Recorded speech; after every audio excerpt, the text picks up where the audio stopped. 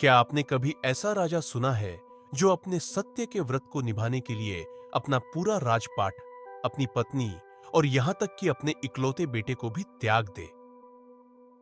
यह कहानी है राजा हरिश्चंद्र की, जिनका नाम सत्य, धर्म और बलिदान का प्रतीक बन गया। बहुत समय पहले अयोध्या में इक्ष्वाकु वंश के प्रतापी सम्राट राजा हरिश्चंद्र राज करते थे। वे न केवल पराक्रमी योद्धा थे, बल्कि अपने न्याय और सत्यनिष्ठा के लिए प्रसिद्ध थे। उनके राज्य में कोई भी अन्याय या अधर्म नहीं होता था। उनकी प्रजा सुखी थी, देवता भी उनके गुणों की सराहना करते थे। लेकिन सत्य की राह कभी आसान नहीं होती।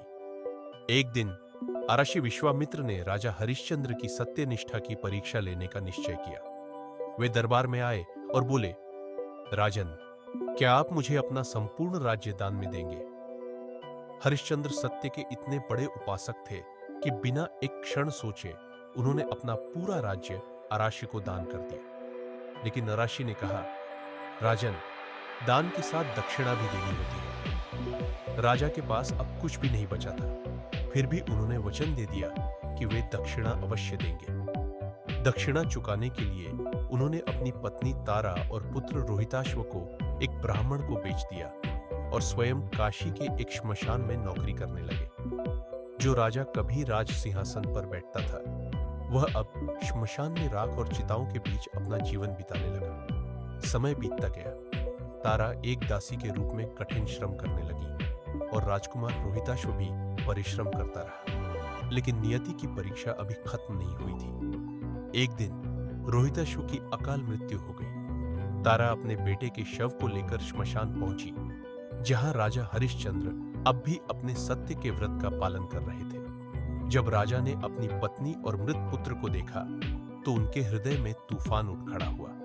लेकिन उन्होंने अपनी भावनाओं को नियंत्रित करते हुए कहा, श्मशान में अंतिम संस्कार के लिए कर देना होगा। तारा ने रोते हुए कहा, महाराज, मेरे पास देने के लिए कुछ भी नहीं बचा। क्या मैं अपने बेटे का अंतिम संस्कार भी नहीं कर सकती? हरिश्चंद्र की आंखों में आंसू थे, लेकिन उन्होंने नियम नहीं तोड़ा। वे सत्य के मार्ग से एक पल के लिए भी विचलित नहीं हुए। इसी क्षण स्वयं भगवान शिव, देवी पार्वती और अर्ष्य विश्वामित्र वहां प्रकट हुए। विश्वामित्र बोले, राजन, तुम्हारी परीक्षा समाप्त हुई। तुमने जो सत्यनिष्ठा और धर्मपरायणता दिखाई है, उससे स्वयं देवगण प्रसन्न है। भगवान शिव ने आशीर्वाद दिया और रोहिताश्व जीवित हो उठा। विश्वामित्र ने राजा को उनका राज्य वापस लौटा दिया और कहा, तुम सच्चे धर्मराज हो, तुम्हारा नाम युगों तक अमर रहेगा। राजा हरिश्चंद्र वापस अपने राज्य लौटे, लेकिन उनका जीवन हमें एक अनमोल शिक्षा दे गया। सत्य परेशान हो सकता है, लेकिन पराजित नहीं। उनकी सत्यनिष्ठा इतनी प्रभावशाली थी कि महात्मा गांधी ने भी उनके जीवन से प्रेरणा ली थी।